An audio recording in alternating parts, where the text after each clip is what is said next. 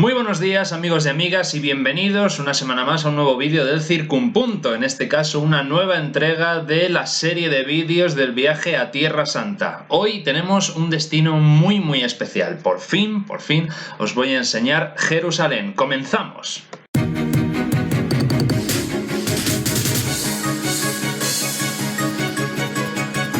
Lógicamente lo que más interesa de Jerusalén es la ciudad vieja, dividida como veis en 4 barrios con excepción del Monte del Templo.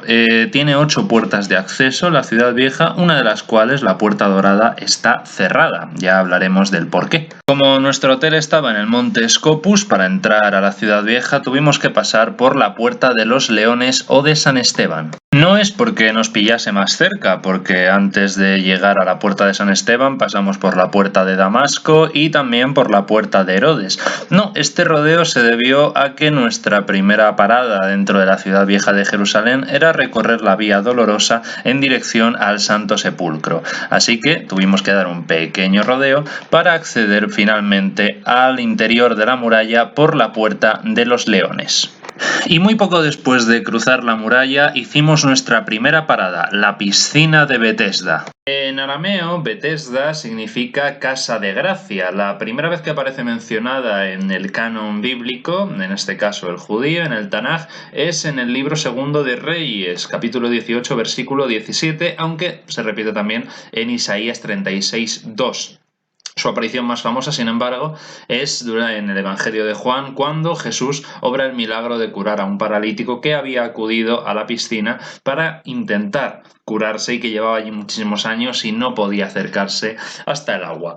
Esta práctica entre el pueblo judío se debe a que la piscina fue excavada en el siglo III a.C. por el sumo sacerdote del templo, Simón, para lavar las ovejas antes de sacrificarlas en el templo. Entonces, dentro de las gentes del pueblo judío corrió la tradición de que un ángel de Dios descendía en ese momento, tocaba las aguas de la piscina y éstas tenían entonces ese matiz purificador. Entonces eran aguas para sanarse, para curarse, etcétera, etcétera. Así que las aguas tenían ese halo de santidad y muchos inválidos acudían a ella para intentar lograr su curación. Resulta interesante que justo al lado de la piscina de Betesda se encuentra la iglesia de Santa Ana, donde la tradición dice que se ubicaba la casa de Ana y Joaquín, los padres de la Virgen María. Y ahora sí, empezamos el Vía Crucis o la Vía Dolorosa, que la mayor parte está curiosamente en el barrio musulmán. Empezamos con el lugar donde están situadas las estaciones 1 y 2, es decir, donde a Jesús le torturan, le coronan de espinas, se burlan de él, le colocan el manto púrpura y donde Pilatos le presenta al pueblo, donde se tiene lugar el famoso Ecce Homo.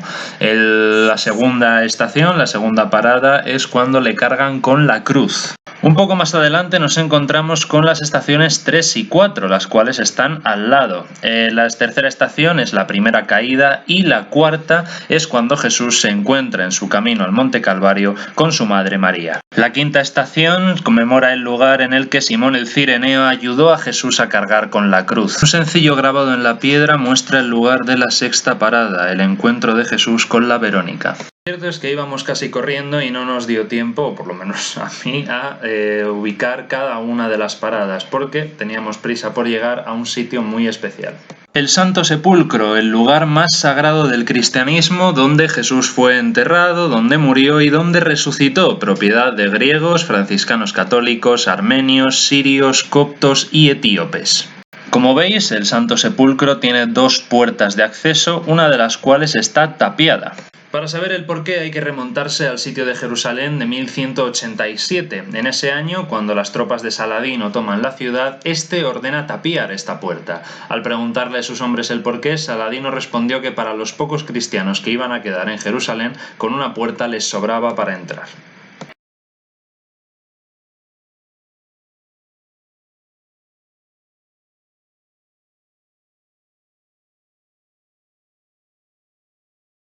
La historia del Santo Sepulcro comienza efectivamente en el siglo I. Lo que hoy se conoce como el Santo Sepulcro es efectivamente una tumba judía del siglo I después de Cristo. El problema está en que, claro, de eso, que sea una tumba judía a que sea la tumba de Jesús, hay un salto muy grande y es algo imposible de demostrar histórica y arqueológicamente, por lo tanto, queda solamente relegado al terreno de la fe. Sin embargo, fuera de lo que es esa tumba, todo lo demás es un añadido bastante posterior. Concretamente, la historia del Santo Sepulcro como tal empieza en el siglo IV. Lo más antiguo que se conserva es una pequeña capilla que hace erigir Santa Elena, la madre del emperador Constantino, cuando viaja allí a Tierra Santa y ordena edificar ahí para señalar el lugar donde fue enterrado Jesús y donde ella encuentra la cruz en la que fue crucificado. Su hijo más tarde ordenará construir la primera iglesia en el siglo IV. De hecho, las columnas que rodean el Santo Sepulcro son las originales de Constantino, y con el paso de los siglos la iglesia, el complejo, se va a ir ampliando para albergar los distintos puntos, los distintos lugares que aparecen en la imagen anterior, que si la tumba de José de Arimatea, que si la piedra de la unción, que si el propio Santo Sepulcro, que si la capilla del descubrimiento de la cruz, etcétera, etcétera. No os voy a enseñar ahora el interior, es muy bonito, hay mucho que ver, así que lo voy a dejar para el final del vídeo y ahora nos vamos al siguiente punto. Después del Santo Sepulcro nos vamos al Monte de los Olivos, desde el que se ve la ciudad vieja de Jerusalén, con esta vista tan preciosa, y concretamente para visitar la capilla de la Ascensión. Según la tradición evangélica, ese es el lugar donde Jesús, después de resucitar y pasar 40 días en compañía de los apóstoles, asciende a los cielos. Algo que suele pasar muy a menudo es que confundimos la Asunción con la Ascensión. La Ascensión es solamente para referirse a la subida de Jesucristo a los cielos, y la Asunción es para referirse a la subida a los cielos de la Virgen María. ¿Cuál es la diferencia fundamental? Que, puesto que Jesucristo es Dios, Él mismo sube a los cielos por su propio pie, por su propia voluntad. Esa es la ascensión. En cambio, la Virgen María, en tanto que mortal, tiene que ser ayudada por los ángeles. Por eso se dice que la Virgen es asunta, es decir, es subida a los cielos. Se produce, por lo tanto, la Asunción. A pesar de que actualmente es solo una capilla, todo el recinto está rodeado por el muro de la antigua iglesia bizantina. Un detalle que me parece muy bonito es que pegado a este muro, cada confesión del cristianismo oriental tiene su altar. Está el altar de los sirios, el altar de los coptos y el altar de los armenios. En el interior se venera la piedra que marca el lugar desde el cual Jesús subió a los cielos. Nuestra siguiente parada fue la iglesia del Pater Noster, donde según la tradición Jesús enseñó a sus discípulos a rezar el Padre Nuestro, y todo el patio de la iglesia está decorado con placas de cerámica en las que aparece inscrito la oración del Padre Nuestro en más de 100 idiomas. Una vez fuera nos acercamos a un mirador desde el que podemos apreciar la explanada de las mezquitas o Monte del Templo, con los dos elementos arquitectónicos más característicos. La mezquita de Al-Aqsa, o la más lejana, que señala el lugar al que llegó Muhammad en el famoso vuelo nocturno del Corán, y la cúpula de la roca, donde Abraham intentó sacrificar a Isaac, donde estaba el Kadosh HaKodesh del templo de los judíos y desde donde se dice que Muhammad ascendió a los cielos. Desde aquí se tiene una vista espectacular del cementerio judío más importante del mundo y de la primera de sus tumbas, ni más ni menos que la de Absalón, el hijo rebelde de David, el cual, según la tradición, se rebeló contra su padre para hacerse con el trono. Desde aquí se aprecia también la Puerta Dorada, la más antigua de las 8 puertas de la muralla de Jerusalén y la única con acceso directo al monte del templo desde el exterior. Seguramente era utilizada con fines rituales en tiempos bíblicos. Lleva tapiada desde 1541 por orden de Solimán el Magnífico. Seguramente Solimán tapió esta puerta no solamente para vetar el acceso al templo a los judíos, sino también para, digamos, humillarles un poquito, ya que según la tradición judía el Mesías prometido entrará en Jerusalén por esa puerta. Qué curioso que, imitando al rey Salomón, el propio Jesús entrase en Jerusalén por la Puerta Dorada, en el famoso episodio del asno con las palmas, etc. Pues accede a Jerusalén precisamente por esa puerta, la Puerta Dorada. Después de esta vista nos fuimos a la iglesia del Dominus Flevit, literalmente el Señor lloró. La denominación de esta iglesia recuerda el llanto de Jesús ante la ciudad de Jerusalén, un episodio conocido como Flevit super illam, es decir, lloró sobre ella, es decir, sobre la ciudad, en latín, un pasaje que se menciona en Lucas capítulo 19 versículos 41-44.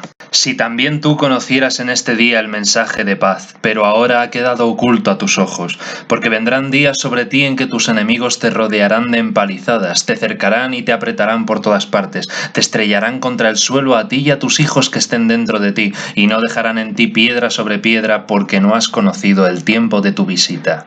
Nuestra siguiente parada fue la iglesia de la Agonía, donde tiene lugar la oración en el huerto instantes antes de que prendan a Jesús después de la última cena. Se dice que es también el lugar donde tiene la visión del cáliz. Nuestra última parada del día fue la iglesia del Sepulcro de María, en el Valle del Cedrón, también cerca de Jerusalén, en el Monte de los Olivos, donde, según los cristianos ortodoxos, se señala el lugar donde fue puesto el cuerpo de María. La iglesia consiste en una gran escalera que desciende hasta el interior de la tierra para llegar a una suerte de cripta donde se encuentra esa tumba, ese sepulcro que los ortodoxos defienden que es la tumba de la Virgen María. Para los católicos sabemos que la Virgen María se marchó a Éfeso con Juan y que allí murió. Ahí está de hecho la famosa casa de María. Así que para los católicos fue en Éfeso, para los ortodoxos fue ahí, en Jerusalén. Hasta el siglo XII, la primera iglesia que se levanta en este lugar es del siglo IV, como prácticamente todas las que señalan los santos lugares, y en el siglo XII es remodelada por los cruzados. Sin embargo, Saladino destruirá esa iglesia con la reconquista de la ciudad, pero la cripta permanecerá inalterada desde el siglo IV, ya que en el Islam también se venera muchísimo a la Virgen María. Y hasta aquí el vídeo de esta semana. Espero que os haya gustado y como siempre ahora al final os voy a dejar en esta música agradable y tranquila varias fotos, varias imágenes de los lugares que hemos ido viendo a lo largo del vídeo. Confío en que os guste, muchas gracias por haberme acompañado una semana más y nos vemos en el próximo vídeo. Ultreya.